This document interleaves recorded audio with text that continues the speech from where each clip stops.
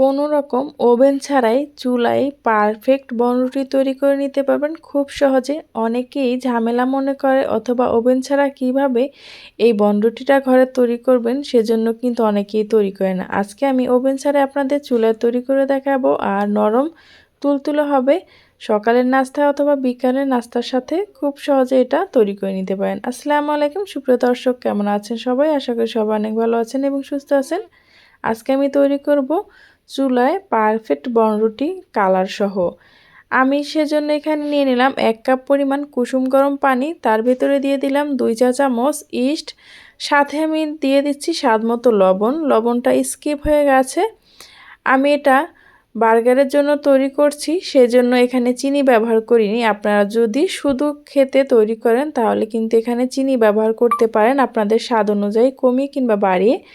এখন আমি এখানে 1.5 কাপ পরিমাণ আটা দিয়ে দিলাম, তারপর আমি অল্প অল্প করে আটা মিক্স করছি আর এভাবে হাতের সাহায্যে ভালোভাবে করে মথে নিচ্ছি। দেখতে পাচ্ছেন এই ডোটাকে এমনভাবে তৈরি করতে হবে, একদম শক্তও না আবার একদম নরমও না।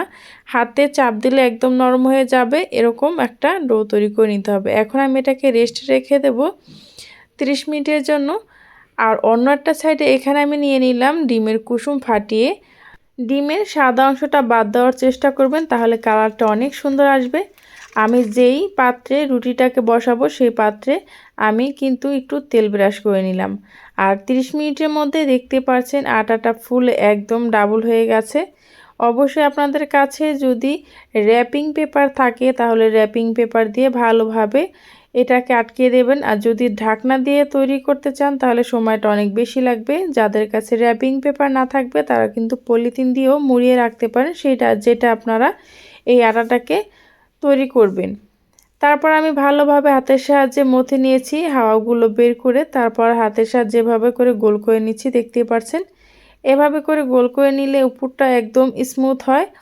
আমি এভাবে করে গোল গোল করে একটি স্টিনারে বসিয়ে দিলাম। আমি এখানে রাইস কুকারে যে স্টিনারগুলো থাকে সেটা নিচে, আপনারা চাইলে স্টিলের বাটিতেও কিন্তু তৈরি করতে পারেন।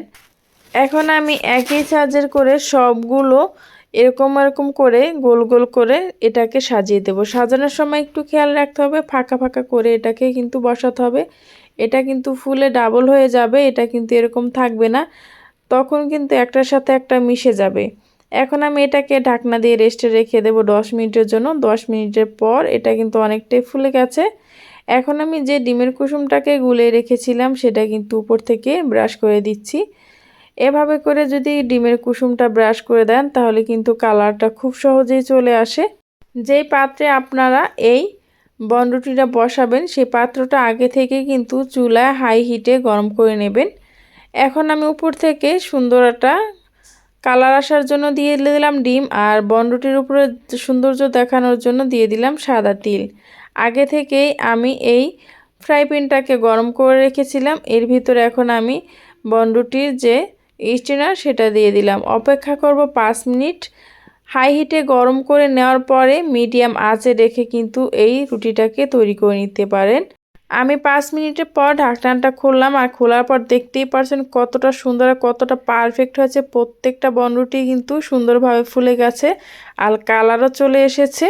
এভাবে করে আপনারা কিন্তু ঘরে সকাল অথবা বিকালে চায়ের সাথে খেতে তৈরি করে নিতে পারেন। দেখতেই পারছেন ওভেন ছাড়াই কতটা সুন্দর কালার এবং পারফেক্ট হয়েছে।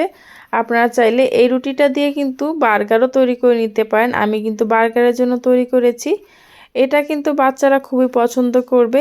বাজার থেকে অস্বাস্থ্যকর উপায়ে তৈরি বনরুটি না খেয়ে অল্প উপকরণ দিয়ে খুব সহজে কিন্তু ঘরেই তৈরি করে নিতে পারেন।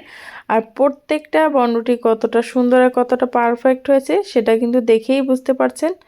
আমার এই বনরুটি রেসিপিটা যদি আপনাদের কাছে ভালো লেগে থাকে তাহলে চ্যানেলটি সাবস্ক্রাইব করে পাশে থাকা বেল আইকনটা ক্লিক করে রাখবেন। যারা ফেসবুক পেজ থেকে দেখছেন চাইলে পেজটি ফলো দিয়ে আমার সাথেই থাকতে পারেন। এরকম নতুন নতুন ভিডিও আপলোড করা মাত্রই আপনাদের কাছে নোটিফিকেশন পৌঁছে যাবে, আপনারা দেখে নিতে পারেন।